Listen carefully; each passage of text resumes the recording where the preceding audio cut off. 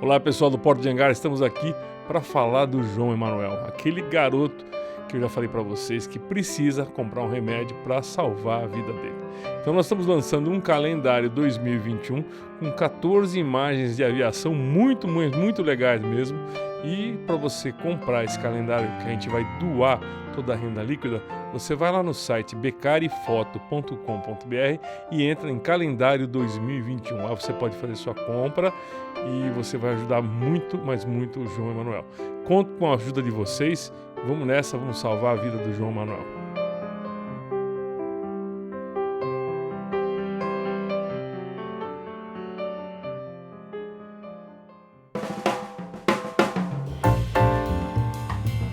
Bem-vindos ao programa Porta de Angar, que vai ao ar todas as semanas pelo canal YouTube.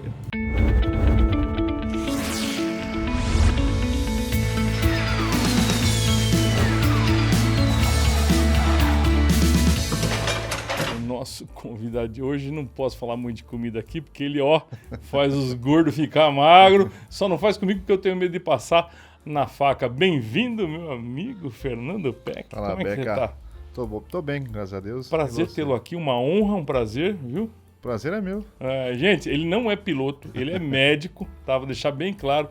E foi ele que fez a minha cirurgia, um dos cirurgiões. Ele cortou lá o meu bumbum e a doutora Marta, fez o arremate, né? Quem foi que participou da cirurgia? Conta aí. Eu, o doutor Stefano, a Marta e o Bruno.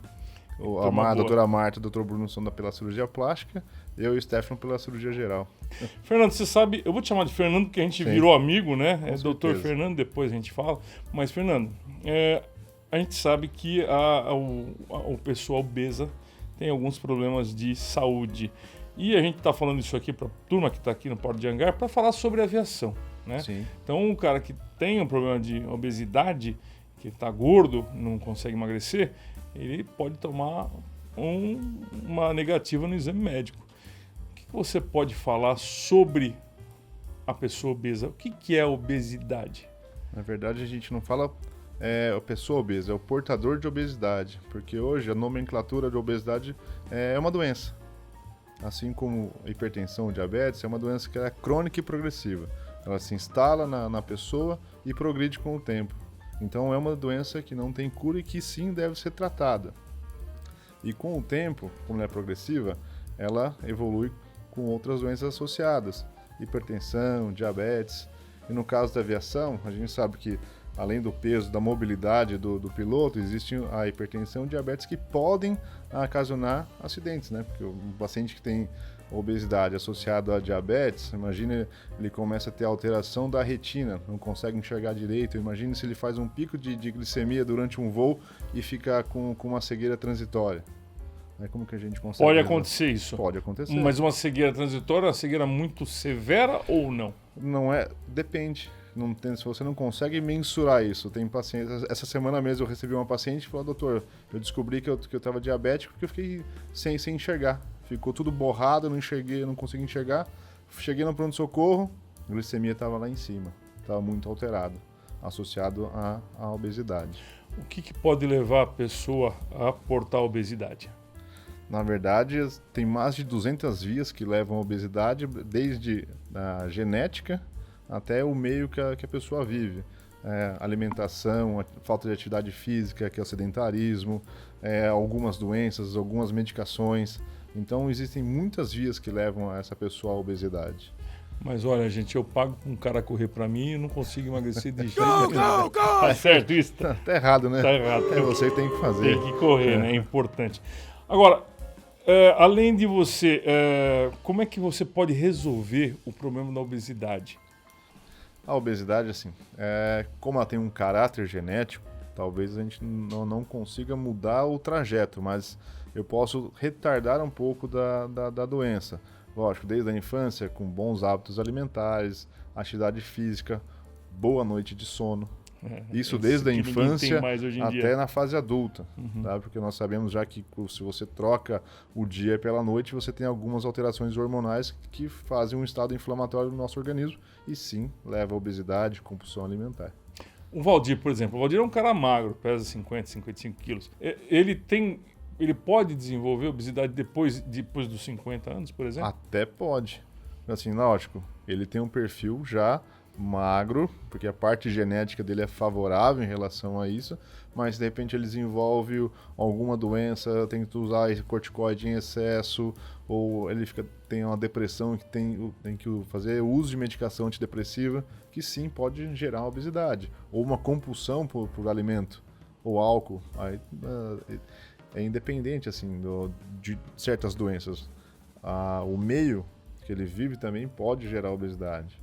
Come muito, bebe muito, sedentário, entendeu? Então é difícil você avaliar quem vai ou quem não vai ficar com obesidade. Entendi. Lógico, se você já vê que pessoas que já têm familiares com obesidade na família, aí sim tem uma tendência maior.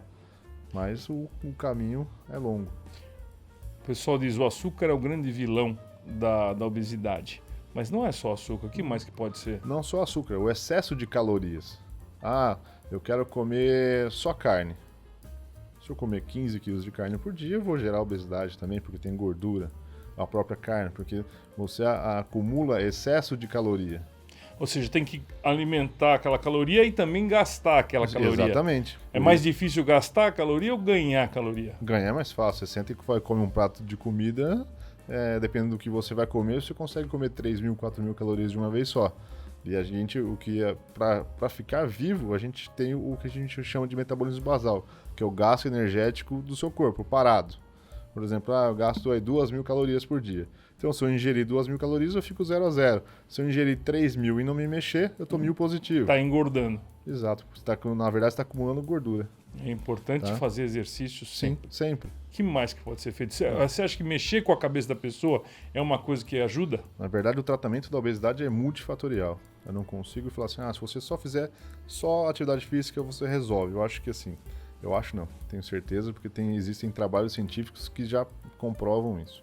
A atividade física é uma reeducação alimentar, não é viver de dieta, é aprender a comer de novo na quantidade correta. Tá?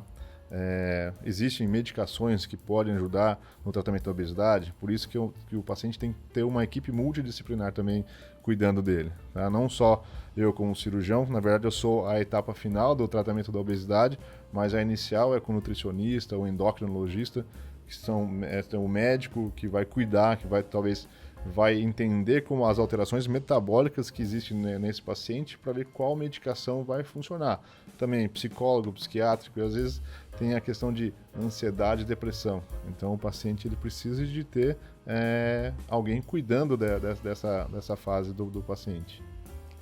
A pessoa não conseguiu resolver com problema procurou psicólogo, nutricionista, enfim, tentou fazer aquele regime, vamos dizer assim, físico da coisa, exercício, coisa e tal. Sim.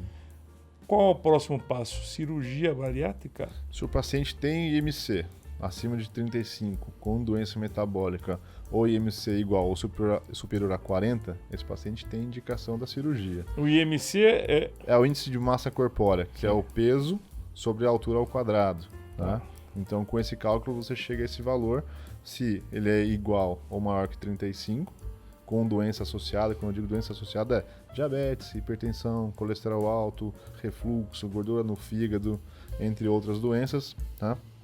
Ou indicação absoluta quando esse paciente tem o IMC igual ou superior a 40. Aí esse paciente sim tem indicação de cirurgia, tá? Desde que ele tenha feito algum tratamento clínico já para obesidade com falha desse tratamento.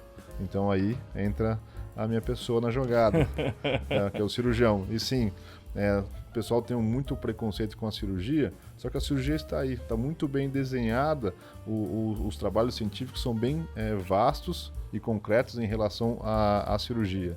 São totalmente favoráveis, porque, como eu disse no começo, a obesidade é uma doença. Ela precisa e merece ser tratada. Né? Merece respeito, né? Primeiro de tudo, respeito. Porque tirar o estigma do paciente que é portador de obesidade, que é uma doença. Então, se é uma doença, ele não tem que ser julgado. Porque a pessoa que é portador de obesidade, ela não tem culpa. Porque, como eu falei, tem mais de 200 vias. Em qual via foi, talvez não importe, mas a doença está lá. Então, você tem que ser, sim, tratada com respeito. Entendi. Tá?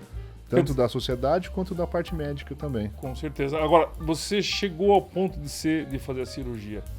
Tem muita gente que não eu, por exemplo, não tenho, não é nem coragem, não tenho ainda o estímulo certo, eu já te falei isso várias vezes, para poder fazer uma cirurgia desse tipo, né?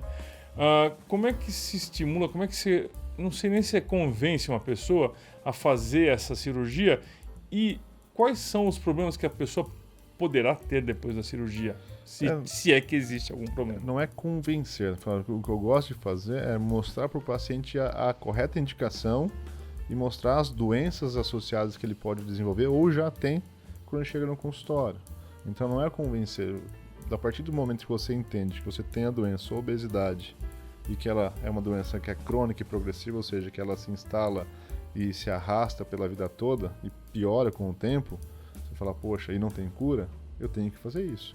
Fica a cirurgia, eu não tenho chapéu pontudo nem capa, não faço milagre. Só vou com a cirurgia te tirar do ponto de obesidade e te levar para o peso normal ou sobrepeso. Para quê? Para melhorar a qualidade de vida. Então a cirurgia não é mágica, ela é mais um suporte no tratamento. Assim como existe a medicação, a atividade física e a reeducação alimentar, a cirurgia também vem como uma associação para o tratamento. Ou seja, pode acontecer do cara fazer a cirurgia e voltar a ser obeso? Tem uma chance aí de 10 a 12%, sim, mas aqueles pacientes que não seguem nenhuma orientação médica. Então o paciente que é submetido à cirurgia, ele precisa sim fazer um acompanhamento médico. Tá? A nossa equipe, prioriza que o paciente no primeiro ano venha de 3 em 3 meses regradinho. Para quê? Para ter um bom acompanhamento. Para que ele não se perca no meio do tratamento. Porque a reeducação alimentar é importante no pós-operatório. Um acompanhamento com um psicólogo ou talvez psiquiatra, com endócrino, com o cirurgião, com a nutricionista. Então isso é bem importante. Agora uma pergunta que é muito séria. O prazer de comer bem, né?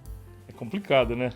Tem gente que come... Eu, por exemplo, sou um cara que quase não como nada. Mas eu adoro comer, é brincadeira. Mas o prazer de comer, você corta esse prazer da pessoa? Não corta. Porque imagine que hoje o paciente não operado tem o estômago do tamanho normal, padrão, grande. Nosso estômago é grande. Tá? Então, para você ter saciedade, tem que encher esse estômago, aí o estômago envia uma resposta hormonal para o nosso cérebro mostrando a saciedade. Quando você está com o estômago cortado pequenininho, ele enche mais rápido, então o paciente tem essa saciedade. Com a cirurgia eu consigo ter alguma modulação de alguns hormônios intestinais que melhora a saciedade. Então o paciente vai ter o prazer de comer da mesma forma. Não vai ter o olho grande. O olho sempre vai existir. O olho grande vai existir. Eu brinco com o paciente, o zoião, que a gente popularmente eu digo, o paciente sim vai olhar e vai ter vontade, porque isso é cabeça, não é a reação hormonal da barriga, tá, do intestino. Mas com a cirurgia, o paciente tem modulação intestinal e o paciente como a gente diz, vai ter toda a saciedade. Então, assim, o prazer de comer vai ser melhor, porque ele vai ter que mastigar devagar, então ele vai saborear a comida e vai ter a sensação de estar cheio, precocemente. Então ele vai comer pouquinho, mas vai saborear bem. Legal. Olha, tá me convencendo, Valdir. Eu acho que eu vou lá. Eu só vou se o Valdir fizer junto comigo. A gente põe um estômago a mais nele. Então pronto, vou deixar ele engordar. Fernando, olha, foi um prazer estar aqui com você, mas antes eu quero mostrar aqui pro pessoal que está nos assistindo o calendário que nós fizemos para o João Emanuel, que sofre de AME. É uma doença muito séria. Nós já conseguimos captar 4 milhões de reais para o João Emanuel, precisa de mais 8, e nós estamos vendendo esse calendário e mais algumas coisas para ajudar o João Emanuel. Você vai lá no meu site, becarifoto.com.br, calendário 2021, ou neste link aqui, ó, do João Emanuel, você clica lá que você vai poder ajudar ele, pôr dinheiro na continha dele. Mas esse calendário aqui, quem comprou foi o Dr. Fernando. Tá aqui o seu calendário. Obrigado. Um prazer de entregar na mão aqui ao vivo. Obrigado. E olha, muito obrigado pela entrevista. Eu que agradeço a oportunidade. Volte sempre, muito esclarecedor, porque eu acho que muita gente tem medo de fazer a cirurgia. Eu sou um deles que não é medo da cirurgia, porque esse cara aqui é um cara fera pra caramba, não é porque ele tá aqui na minha frente, não, mas ele me salvou a vida. Mas é por causa justamente daquele prazer que eu sinto de comer uma boa comida e coisa e tal. Mas ele tá quase me convencendo. Fernando, quem quiser entrar em contato com você? Pode ser via telefone, tá? O número é 3884-8489, ou acessar o meu site, que é o www.drfernando.com.br. drfernandopeck.com.br. Aí, gente, você tá vendo embaixo dele aí, ó, o site drfernandopeck.com.br. Você vai lá, faz uma consulta. Esse cara é realmente um grande profissional e vale a pena. Fica com a gente, Fernandão. Obrigado, até a próxima. Eu agradeço. Viu? Prazer imenso estar aqui. Vamos se falando. Gente, assista o Porta de Angara, dá aquela badalada no sininho e vai lá ajudar o Joãozinho Emanuel, que ele precisa da sua ajuda. Um abraço a todos. Valeu, Valdir. Obrigado. Valeu, Valdir. Obrigado.